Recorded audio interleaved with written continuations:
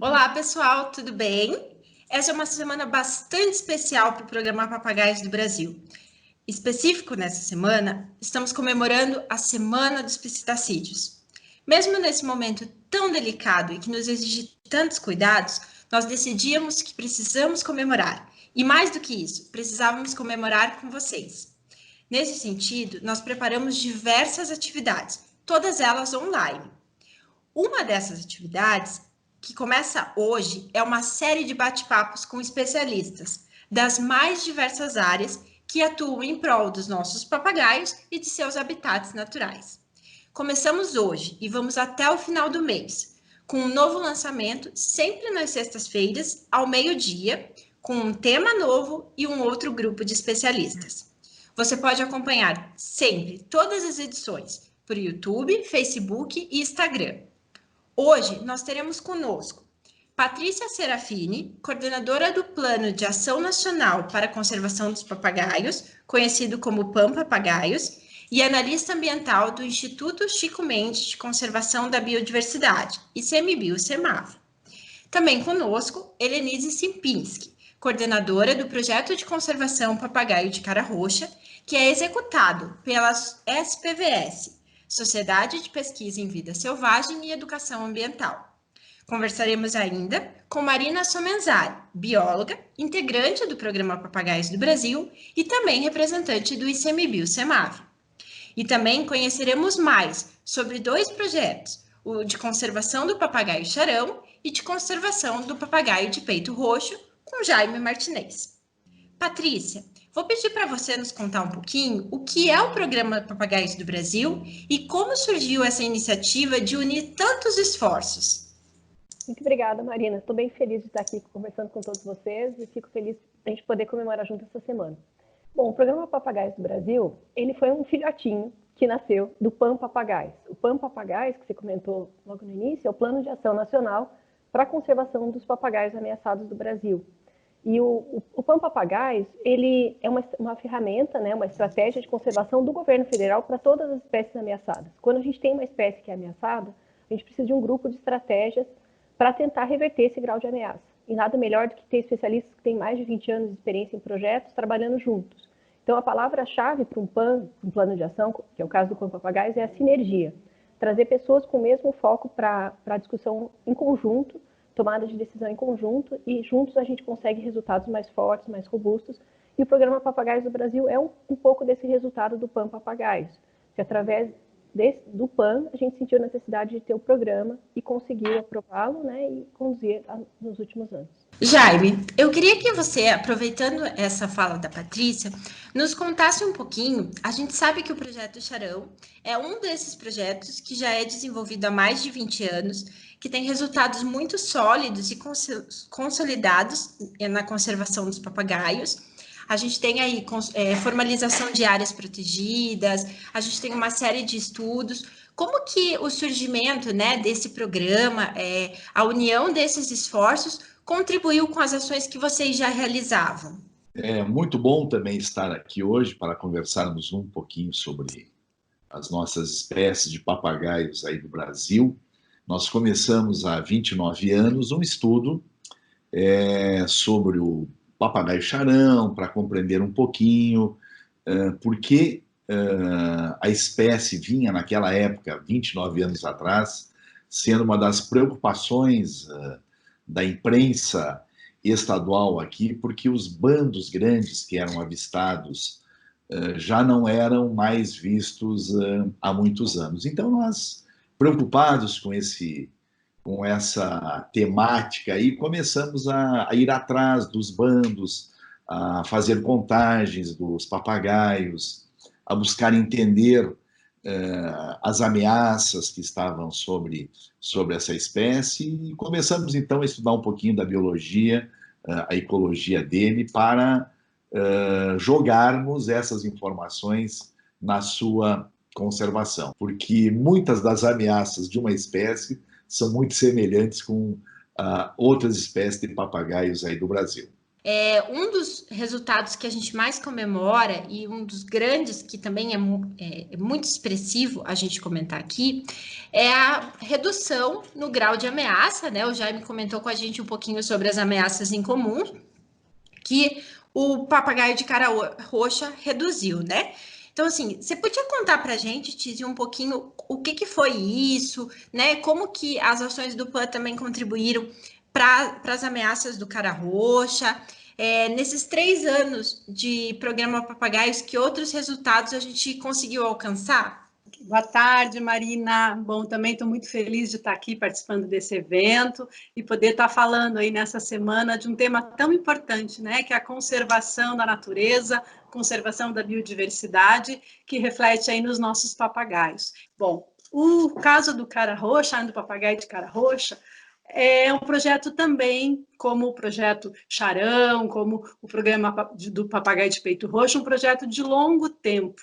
E são essas ações, então, esse trabalho de longo prazo, o fato da gente estar indo a campo, estar permanente em campo, o engajamento com os moradores da região. Então, a gente tem lá pessoas que nos ajudam, que colaboram, que são realmente parceiros, e faz toda essa diferença, todo esse trabalho de educação, envolvendo jovens, envolvendo professores. Eu gosto, assim, de lembrar algumas coisas assim, que são muito marcantes, como algumas meninas lá da Ilha Rasa, que hoje estão fazendo faculdade, e elas começaram a ir com a gente para o campo, ver o monitoramento dos ninhos, e elas se encantaram, e hoje são lideranças na região. Somos apaixonados pelos papagaios, mas a gente tem muito envolvimento com a comunidade, e é isso que faz a diferença.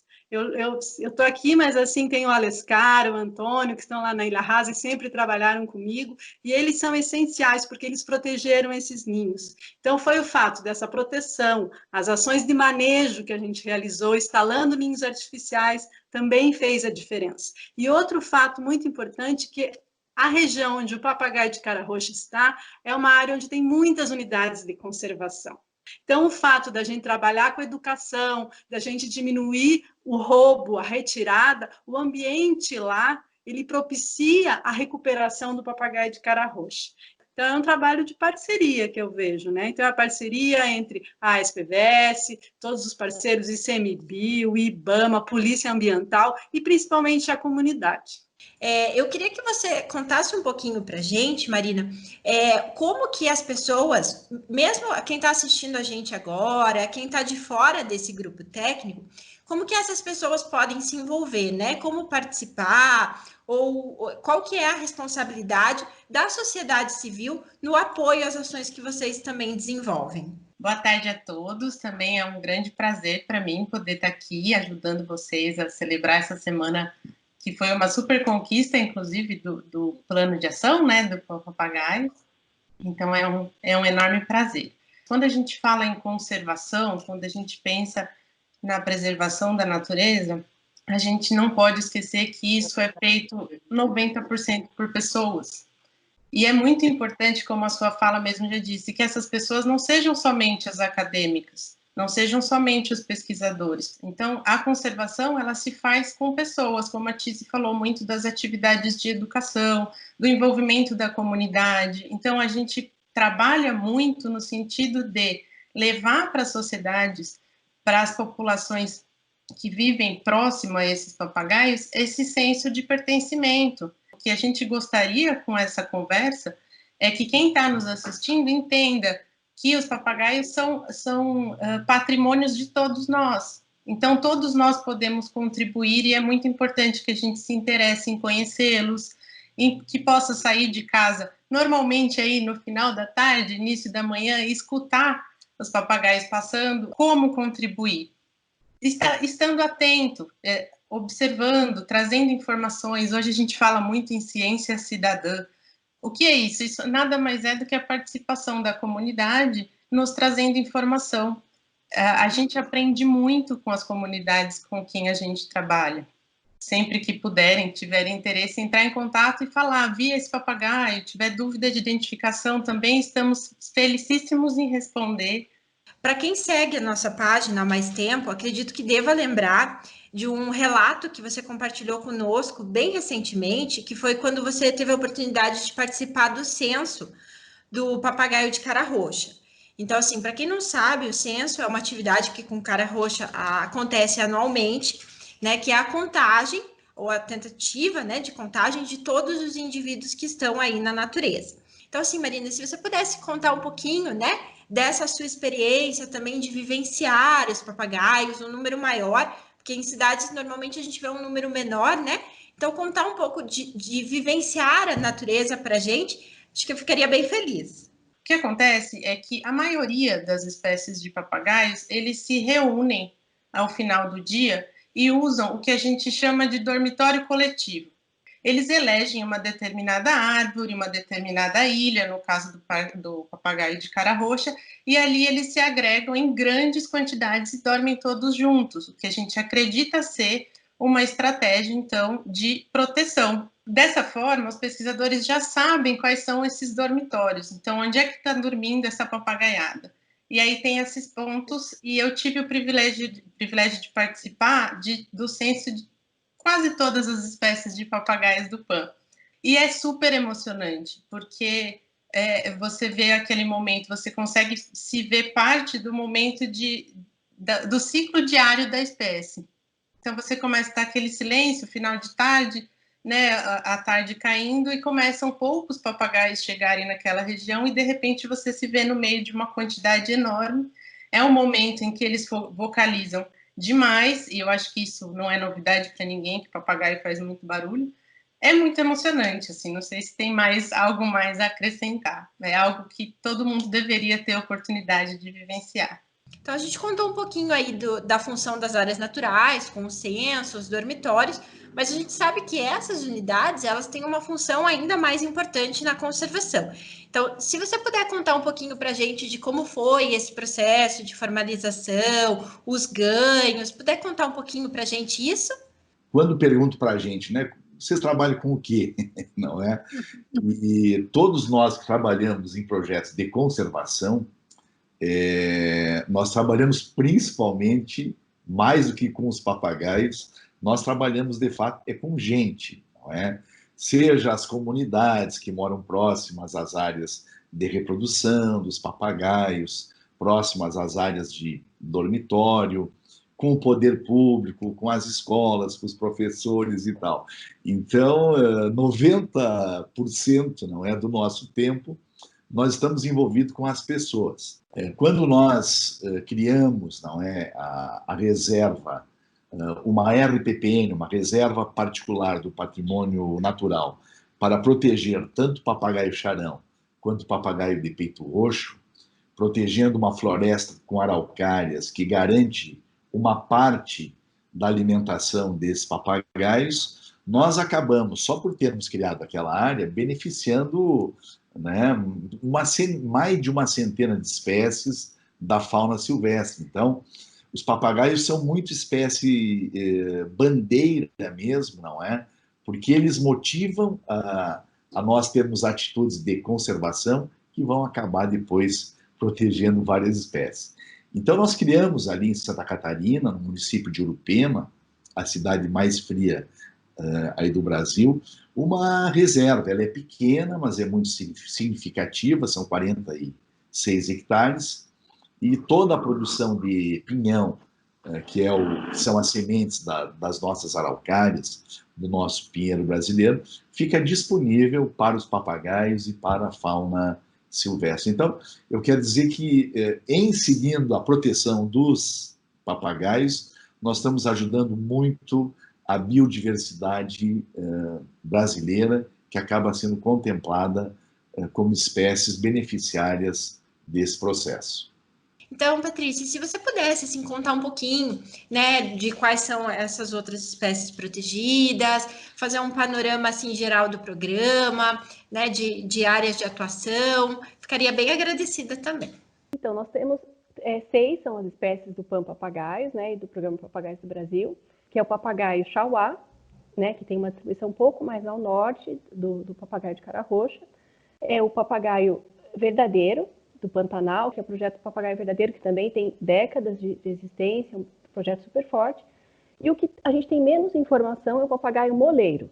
O papagaio moleiro é o único que não está nacionalmente como quase ameaçado ou ameaçado de extinção, né, uma das categorias de ameaça. O papagaio moleiro ele tem menor preocupação no país como um todo, porque na Amazônia ele tem um tamanho populacional, né, que a Marina explicou muito bem, a gente entende que as populações da Amazônia estão bem, só que as populações ao longo da floresta atlântica, do bioma Mata Atlântica, estão muito mal. Né? Nos estados de ocorrência do papagaio moleiro na Mata Atlântica, ele é ameaçado de extinção em vários estados. Então, por isso que ele também está no Pampa-Papagaio. Seriam essas 3 espécies a mais, fechando as 6 do Pampa-Papagaio e do Programa Papagaios do Brasil. E por que é tão importante trabalhar todas juntas, não cada seu projeto na sua área de atuação geográfica e de atuação em geral? Porque elas compartilham as mesmas ameaças. E é isso que a gente consegue trabalhar muito bem no Programa Papagaios do Brasil e no Pampa-Papagaios também. Então, assim, é importante que as pessoas que querem ajudar saibam quais são as ameaças. Entre uma das principais é o que o Jaime retomou rapidamente, que é o tráfico das espécies. É tirar o filhotinho do ninho para trazer para a casa da pessoa e manter ele como animal de estimação. Isso, na verdade, a pessoa quer estar próximo de um animal bonito, que faz um som interessante, mas, na verdade, ela está prejudicando a reprodução daquele animal, a possibilidade que ele tem de voar, de buscar alimento, de cumprir seu papel na natureza. Então, isso, na verdade, é muito ruim para todas as espécies. É uma ameaça compartilhada para 6 espécies. Mas a pessoa que está numa grande cidade, que compra um papagaio achando que, estou ajudando, tadinho, estava lá, filhotinho, ela, na verdade, está prejudicando, de certa forma, e bem sério, a população como um todo e aquela espécie. Então, é importante que as pessoas conheçam, não é agradável saber dos problemas, mas, às vezes, é importante saber do problema para poder agir sobre ele, multiplicar essa informação e falar, gente, para conservar, para ter os papagaios no Brasil ainda por muitos anos, a gente precisa compreender que o tráfico de espécies silvestres, tirar o filhotinho do ninho para o comércio, é o pior problema que a gente pode estar fomentando na nossa sociedade. Então, isso é um papel de cada pessoa, né, em qualquer centro urbano, qualquer comunidade, estando ou não ao lado do ninho, pode atuar. Né? Então, eu vejo como uma ferramenta importante, a gente trabalha bastante forte, né, na educação nesse sentido. Então, Patrícia, eu queria que você contasse um pouquinho para a gente o que é o Pampa-Papagaios, né, esse documento, o que ele prevê, falasse um pouquinho das revisões deles, das análises, metas, e também um pouquinho da questão da influência, né, e da importância do poder público estar envolvido nessas ações junto com esse corpo técnico. Eu vou começar pelo final. Eu acho que a importância do poder público estar envolvido e comprometido com documentos, com portarias, com tudo, é a continuidade. A partir do momento que você tem a formalização robusta de um processo, a continuidade dele, eu entendo que é mais garantida. E agora, o Pampa-Papagaios, ele não é simplesmente um documento, né? Ele é um documento, não é um documento de referência que você guarda ali, vou estudar quando precisar. Ele é uma estratégia prática. É uma estratégia que une as pessoas para discutir como que a gente vai resolver os problemas dessas espécies e tirar ela da lista de ameaçadas. A gente quer que elas não sejam mais ameaçadas, que elas estejam livres. Então, a gente tem no Pampa-Papagaios 3 estratégias principais em 3 objetivos separados. A primeira, tentando lidar com a perda de ambiente natural, do hábitat.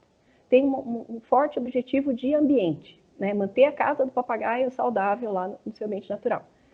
O segundo objetivo é mais voltado ao tráfico. A gente conseguir evitar que os bichos sejam retirados dos ninhos, os filhotinhos, durante o período reprodutivo, permaneçam nos seus ninhos e cumpram, né, fechem o seu ciclo de vida. E o terceiro é a gente conseguir fazer uma conservação integrada.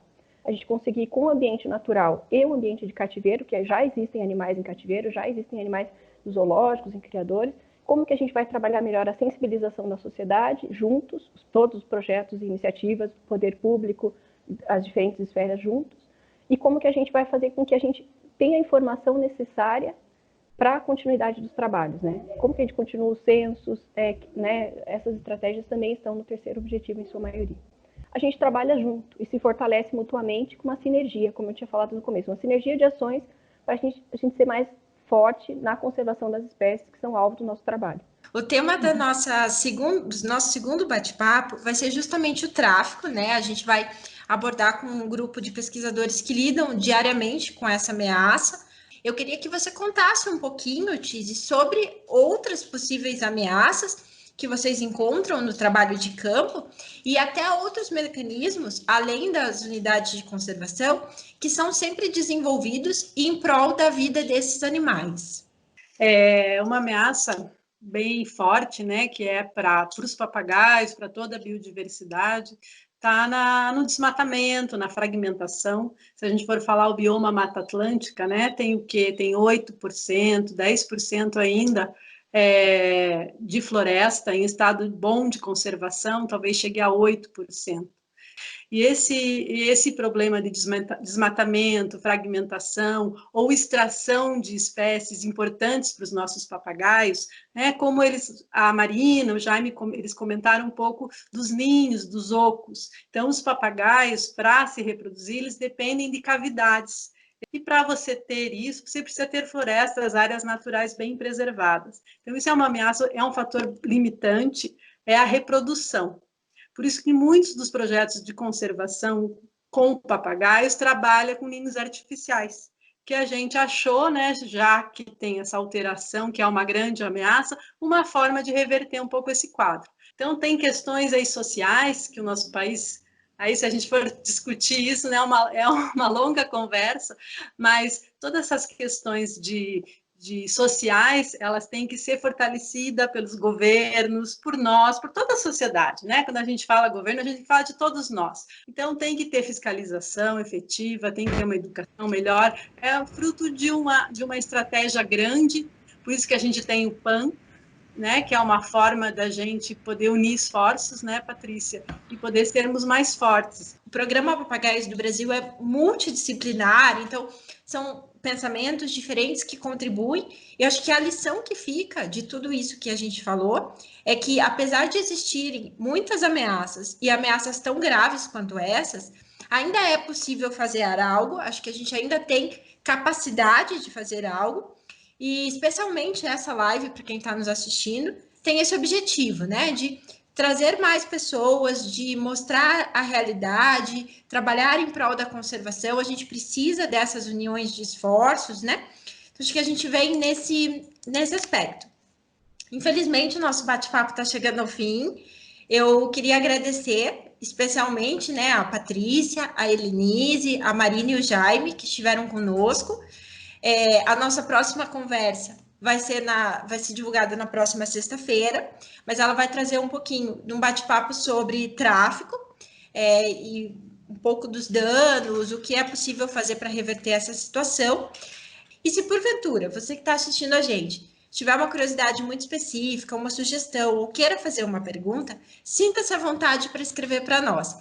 Talvez nem todos a gente consiga fazer nesse formato de vídeo, mas a ideia é sempre que surgir uma pergunta, os técnicos possam ser acionados para responder e solucionar as dúvidas, tá? Então, acessem as nossas redes, é sempre Programa Papagaios do Brasil, mandem suas sugestões e perguntas e até sexta-feira que vem. Obrigada!